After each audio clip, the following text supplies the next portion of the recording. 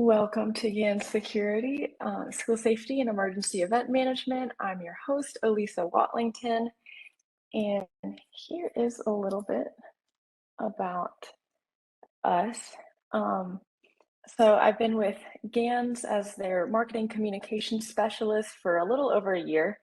My background in the education industry includes selling educational resources to families in DC and other parts of Virginia and working at a preschool with babies on up to 4-year-olds while also getting into the marketing design space.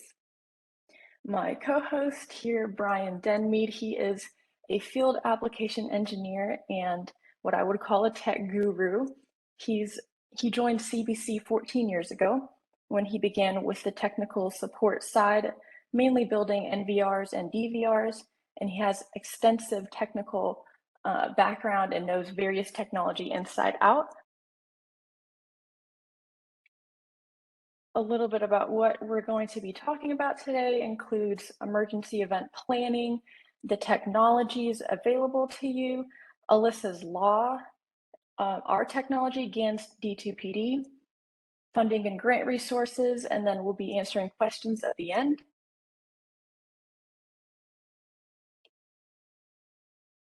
So imagine you're a teacher in the middle of a class, beginning to teach your students like it's any other day.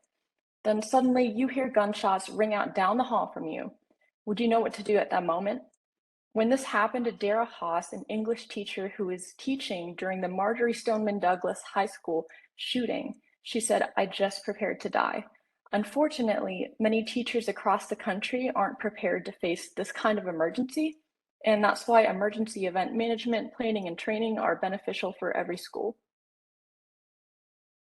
The types of emergency events concerning schools include extreme weather and natural disasters, the weapons and threats on campus, such as bringing weapons or making bomb threats, medical emergencies, fire, active shooter events, and that's what we'll be mainly focusing on, along with other emergency incidents.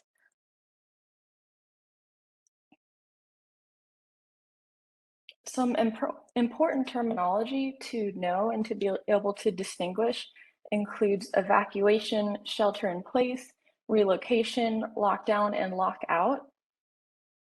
Sometimes during active shooter or active threat events, evacuating may be necessary. For instance, when there are bombs in the building, like in the case of the Columbine shooting. And during an evacuation, students and staff leave and move to a safe, predetermined nearby location and return to the school building right after the cause of evacuation is resolved. Schools practice evacuations regularly, often monthly, during fire drills. Shelter in place, this is not the same thing as going to a shelter in the case of a storm. It's mainly a precaution aimed at keeping people safe while remaining indoors. A lockdown includes securing each occupied room by locking the doors and directing people to move away from windows and doors. And the hallways are cleared of students and staff. Typically, local law enforcement arrive to secure the site and arrange for evacuation or return to usual building activities. And students are kept in their classrooms or other secured areas in the school until the lockdowns ended. This is the typical procedure we hear about most often for schools when an active shooter enters the building. During a lockout, access to the building is restricted, but there may be some limited movement within the building. This typically happens when a threat has entered the premises.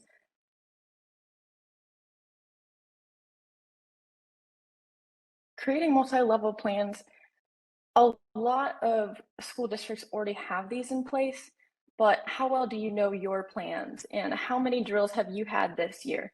Do the students, teachers, and staff know what to do, and is your school prepared for an emergency? District-wide plans, some states already have this mandated. School resource officers, they assist in the planning of emergency responses for various circumstances, and they can act as the first layer of defense, but they should definitely not be the only layer of defense.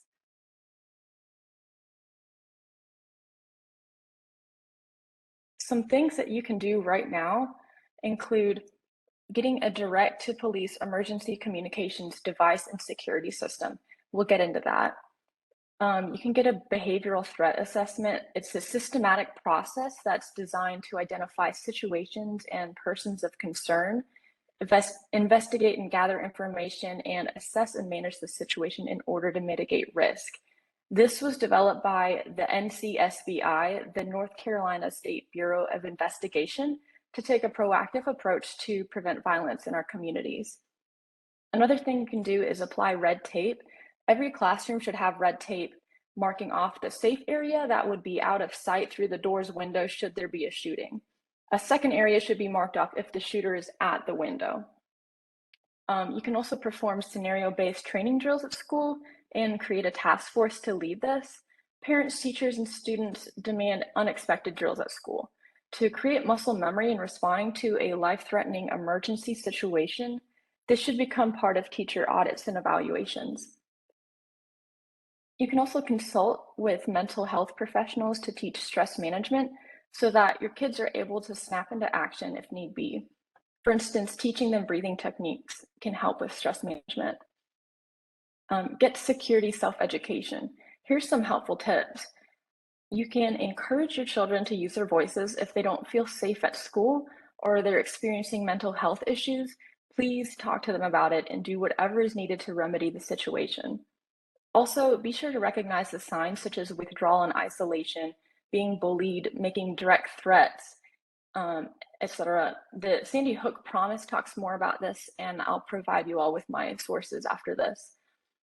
You can also explain to your students and children that if a shooter's in the school, they need to get out of eyeline view. You can show them what that means, and if applicable, run your own drills at home if you have kids. Turn the lights out, make it hard for a shooter to see what's in a room. If there's time and the shooter's in the school, shutting the lights off in the room and closing the blinds is helpful. You can also suggest your students buy bulletproof backpacks, and you can show them how to wear it in front of their body in a code red so that their vital organs are protected. You can also get an emergency bleeding kit. These kits can help with traumatic injuries that can happen suddenly and unexpectedly. They can be the difference between life and death. Teachers also need proper training to use the Stop the Bleed kits. You can buy a 1-gallon bucket and create a personal classroom safer spaces emergency bucket.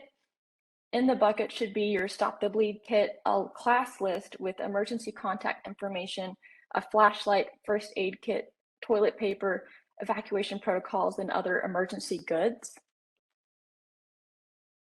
You can also get in the practice of locking exterior and classroom doors. Of course, check with your school's procedures on this. Here's some examples of emergency communications technology. So there are mobile apps, active shooter pull stations, mass notification systems, and panic buttons. The problem with mobile apps, aside from low signup rates, the actual possession of mobile devices, poor service, and or the ability to use or find an app while under emotional stress are limiting. I don't know about you all, but I can't find half the apps on my phone under normal circumstances. Um, Active shooter pull stations, they're expensive. They can range between 50 and 100 grand, and they don't go directly to the police.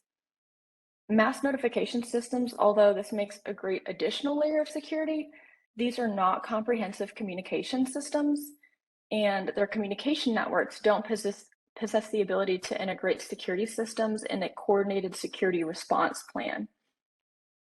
They also send a digital signal to the fire department on activation of a non-fire alert, and there's no integration with the current system.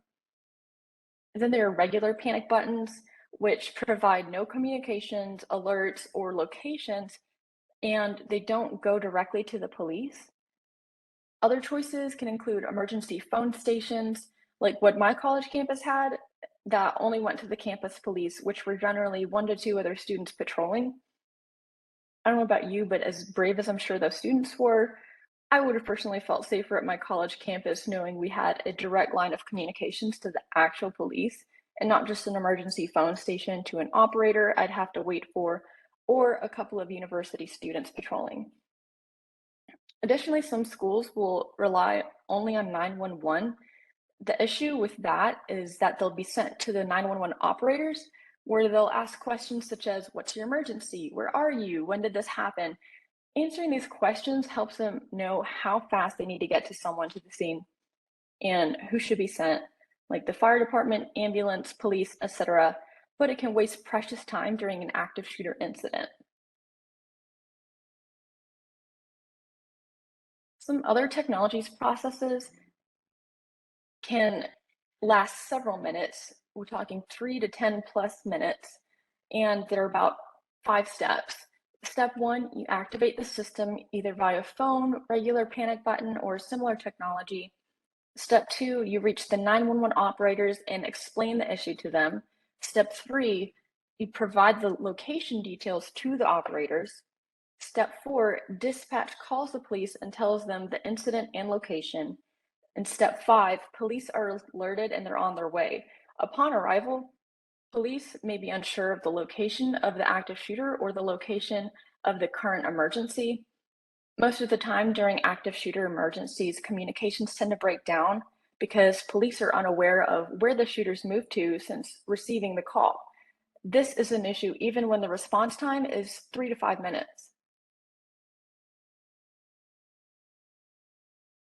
Here's our process. D2PD's process. It takes less than 1 second to reach the police. You press the panic button, the exact room location is provided. In step two, police are alerted and they're on their way. In between, admin can have immediate, direct, and silent two-way communication with the police via chat. So you can utilize the D2PD chat system by simply clicking on the software, hitting the alert button, and beginning to chat directly with the police. Any of the approved admin can do this, so if the intruder moves locations, the police can be alerted of the new location. So what is it exactly? D2PD is a technology that goes straight to the police department, direct to police. It's a combination of a unique panic button and a laptop program chat system that's set up on both the schools and the police department's ends. It is threat assessments, it's clear internal communications where all authorized parties have two-way communications included with the base monitoring or up to 10 administrators. And you can have as many authorized admins as you like as an add-on. There's clear external communications where other buildings are notified if they're nearby. It also integrates with Cortrol video management system to unify security systems, video analytics, AI, access control, and IoT sensors, including gunshot detectors. It also is emergency aid. Other emergency response assets are notified, such as mutual aid, SWAT, fire, rescue, etc. And like I said, it has other add-ons like 24/7 cloud-based secure monitoring, external flashing prism lights, emergency operation plans that are automatically sent to the police, which are available by building, and pre-recorded messages in a PA system to alert students and tell them when everything is clear.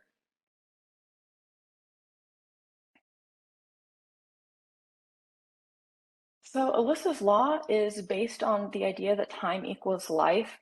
2 decades after Columbine and 5 years after Sandy Hook, still nobody was ready when tragedy struck in Parkland. On Valentine's Day of 2018, the infamous Parkland shooting at Marjorie Stoneman Douglas High School occurred. At 2:21 p.m., 19-year-old Nicholas Cruz walked into the school with a black rifle bag, opening fire within 15 seconds and firing into multiple classrooms. At 2:22 p.m., the school's fire alarm went off, prompting students to begin evacuating. This is also when the first 911 call went out.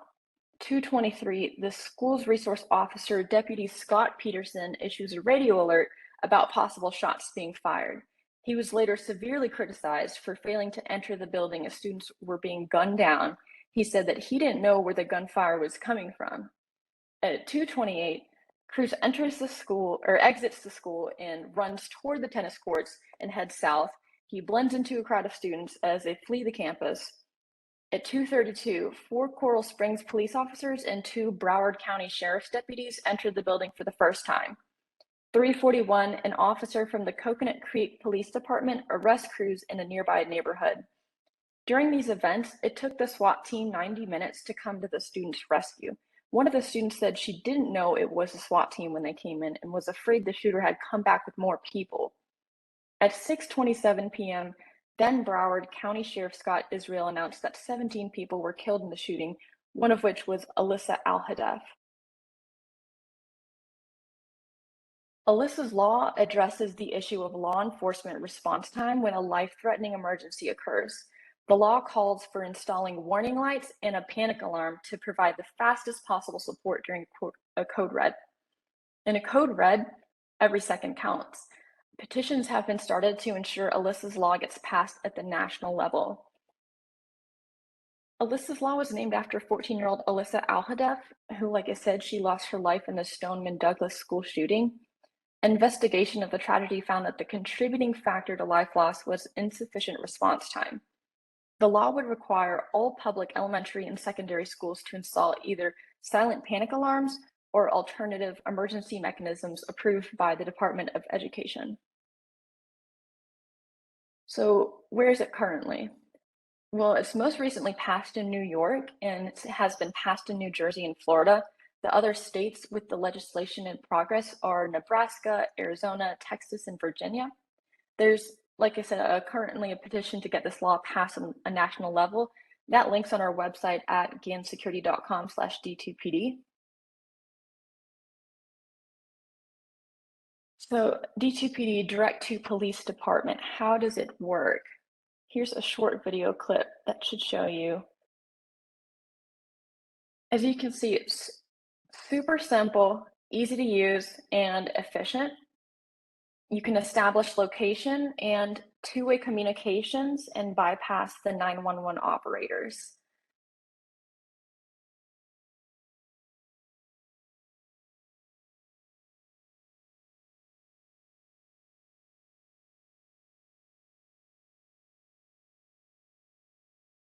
Some funding and grants that are available to you.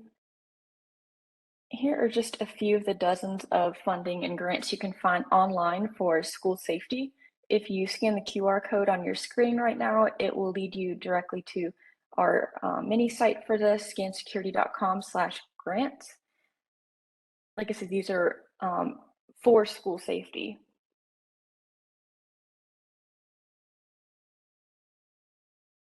So first we'll go through some frequently asked questions and then we'll get to your questions. So how to use GAN's D2PD? It's as simple as pushing a button and then opening a program on your laptop. Our salespeople will install it for you and show you how to use it so that you don't have to worry about a thing. They'll even install it for the police departments as well and set up a meeting with your local police. What if your school already has a police officer on site? Well, many of the schools that have experienced active shooter incidents had on-site police and security. D2PD reaches everyone in the police department and not just on-site officers. Installation is very easy. Like I said, our salespeople coordinate everything for you and show you how to use it so that you don't have to worry about a thing. And they'll even go into the police departments and set up that meeting. Law enforcement vehicles can't receive direct alerts from anyone other than 911 or dispatch. Well, our system is unique because we set it up on both the school's end and in the police department beforehand to enable direct communications. So we'll go ahead and get to your questions now. All right. Well, if we don't have any more questions, like Nina said, you can book an appointment with Brian for a more in-depth Q&A session at that link in the chat. And for information on how to purchase D2PD, you can click that link right underneath that. Here, just as a quick recap, emergency management planning and reducing emergency response time is crucial to saving lives, with the idea that time equals life. According to the National Library of Medicine, in many communities, the time interval from EMS call to EMS arrival is 7 to 8 minutes. In the case of the history of school shootings, response time from 911 calls to police showing up on site tend to be lacking. For instance, at Parkland, it took law enforcement 10 minutes to show up after the first 911 call was issued. This medical window of opportunity, where the chance of survival is particularly sensitive to response time, tells us what we need, that we need first responders and police response time up. Thus, a significant positive correlation has been identified between emergency response time and victim mortality rate. Remember, D2PD takes 1/4 of 1 second to reach the police directly, bringing response time down due to more direct communications and immediate locations being given automatically. When an emergency happens, you can push our panic button, which directly and immediately alerts the police in 1/4 of 1 second. When the police are on their way, you can open the laptop program, click alert, and open direct chat with the police to keep them looped in real time while they dispatch officers to help. That way, if one of your teachers or you yourself hear gunshots ringing out down the hall from you, and all you have is 1/4 of a second, just know all you have to do is push a button to reach the police. Thank you so much for attending today. If you have literally just 1 minute, please fill out the 5-question survey that you'll be automatically redirected to after this to help us keep improving our webinars. Like I said, we'll send this information and the recording out shortly, so please look out for an email from GAN Security and/or CDC America.